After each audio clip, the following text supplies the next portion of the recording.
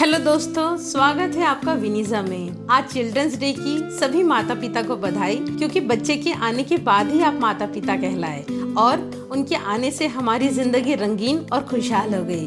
तो आज children's day पे क्यों ना बच्चों के परवरिश की दो छोटी छोटी मनभावन कहानियां सुने, जो सुनने में अच्छी भी लगे और जिससे हमें प्यारा सा हिडन मैसेज भी मिले कि हमें अपने बच्चों का लालन पालन कैसे करना है। तो चलिए शुरू करते हैं आज की कहानी। हमारी आज की कहानी का शीर्षक है याद रखो, हम फूलों को नहीं बच्चों को पाल रहे हैं। मेरे पड़ोसी रंजीत कुमार के दो छोटे बेटे हैं। एक की उम्र 5 वर्ष और दूसरे की 7 साल है। एक दिन वो अपने 7 साल के लड़के आव्यान को सिखा रहे थे कि पेट्रोल से चलने वाले लॉन मोवर से लॉन कैसे तराशा जाता है। वही लॉन मोवर दोस्तों, जिससे हम लॉन की बढ़ी हुई घास की कटाई करके उसे एक साइज में और समतल बनाते हैं। जब वे आव्यान लॉन के किनारे पर घास काटने की मशीन को पलटना सिखा रहे थे, तभी उनकी पत्नी सुस्मिता ने उन्हें आवाज लगाकर एक सवाल पूछा। जब रंजीत जी सवाल का जवाब देने के लिए पीछे मुड़े तो आव्यान ने मशीन को घास से बनी क्यारी में धक्का दे दिया। परिणाम 2 फुट चौड़ी जगह समतल हो गई और ढेरों फूलों के पौधे धराशायी हो गए। जब रंजीत जी मुड़कर ये देखे तो उनका संयम जवाब दे गया। रंजीत जी ने इन फूलों की क्यारियों को सुंदर बनाने के लिए बहुत ही मेहनत की थी और भरपूर समय लगाया था। सारे पड़ोसी इन फूलों की तारीफ करते थे। प्राकृतिक चीजें सभी को पसंद होती हैं।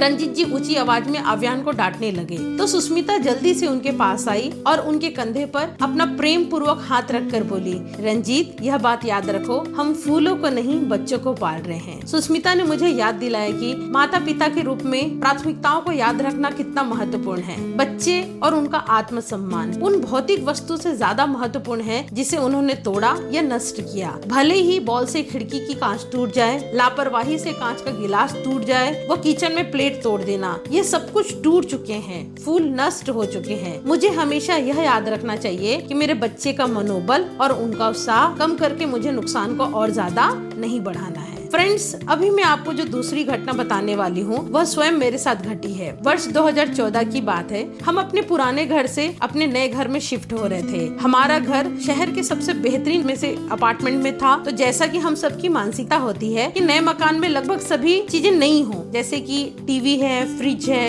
एवरीथिंग। तो हमने भी अपने नए घर के लिए ढेरों नई चीजें खरीदे। एक चीज हमने बिल्कुल अलग ली और वो था हमारा टीवी। क्योंकि मेरे पति मूवी देखने के बहुत शौकीन हैं और हमने हमारे बेडरूम के लिए एक बड़ा सा 65 इंच का टीवी लिया और उसे लेने पर हम सभी बहुत खुश थे। हर सप्ताह में हम 1 से 2 मूवी देख ही लिया करते थे और मेरी बेटी जो कि 5 साल की थी, वो भी अपने पसंद के कार्टून और मूवी देखा करती थी। मुझे अच्छे से याद है कि उस समय मोगली मूवी रिलीज हुई थी और मैंने अपनी बेटी के साथ 4 से 5 बार उस टीवी में मैंने मोगली मूवी देखा था। अब चूंकि टीवी बड़ी थी तो उसकी कीमत भी वैसी मूल्यवान थी। हम सभी ने 1 वर्ष तक उस टीवी का भरपूर लुत्फ उठाया, अपनी अपनी पसंद की चीजें देखी। फिर एक दिन मेरी नजर मेरे टीवी पर गई तो मैंने देखा उसमें डिस्प्ले में पतली सी लकीर आ रही है। मैंने उसे उस समय उतना महत्व नहीं दिया। दूसरे दिन वो लकीर 2 स्क्वायर फीट जितनी बड़ी हो गई और तीसरे दिन होते तक पूरी टीवी का डिस्प्ले ऑलमोस्ट उड़ गया और हमें पिक्चर की जगह ब्लू ब्लू लाइंस दिख रहे थे। क्योंकि उस समय मेरे पति टूर पर बाहर गए हुए थे तो मैंने उस समय उन्हें बात करना उचित नहीं समझा। वापस आने पर मैं उन्हें संशय के साथ चर्चा कर रही थी। पता नहीं टीवी में ऐसा क्यों हो गया, हमने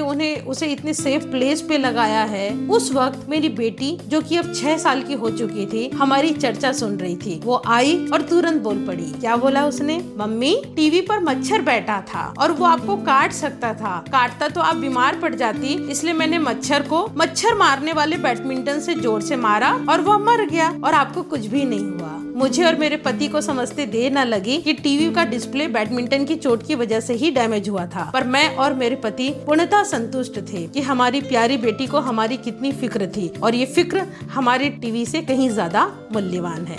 तो फ्रेंड्स, हमें यह याद रखना चाहिए कि हमारे बच्चों की भावनाएं किसी भी भौतिक चीज से ज्यादा महत्वपूर्ण है। जब हम यह याद रखते हैं तो उनका आत्मसम्मान और प्रेम फूलों की क्यारियों से ज्यादा सुंदरता से खिलने लगते हैं। मुझे उम्मीद है आज की कहानी या तो आपको आपके माता पिता की याद दिला रही होगी या फिर आपके प्यारे बच्चों के बचपन की। कहानी अच्छी लगी हो तो लाइक जरूर करें। हमारा साथ इसी प्रकार बना रहेगा और कहानियों का सिलसिला जारी रहेगा। हमेशा साथ बने रहने के लिए बेल आइकन को जरूर दबाएं और इस स्टोरी को उन्हें जरूर शेयर करें जिनके बच्चे हों और जो अपने माता पिता से प्रेम करते हैं। हमारी आज की कहानी को सुनने के लिए दिल से शुक्रिया।